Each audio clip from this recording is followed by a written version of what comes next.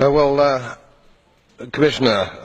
Mr. President, I rise again, I'm afraid, to make the same old hoary speech that I've been making here for several years, and that is, it is my opinion that you do not really understand the concept of banking.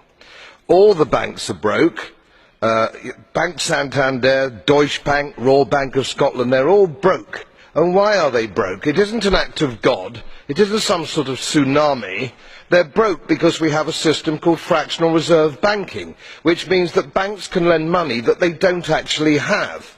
It's a criminal scandal, and it's been going on for too long. To add to that problem, you have moral hazard, a very significant moral hazard from the political sphere.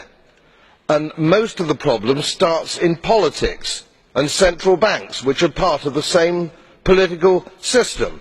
We have counterfeiting, sometimes called quantitative easing, but counterfeiting by any other name. The artificial printing of money, which if any ordinary person did, they'd go to prison for a very long time. And yet governments and central banks do it all the time. Central banks repress the amount of interest that rates are, so we don't have the real cost of money.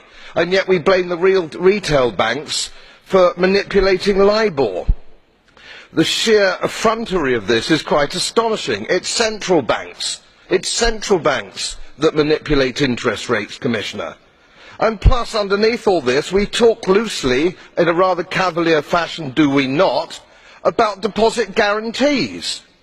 So when banks go broke through their own incompetence and chicanery, the taxpayer picks up the tab. It's theft from the taxpayer. And until we start sending bankers, and I include central bankers and politicians, to prison for this outrage, it will continue.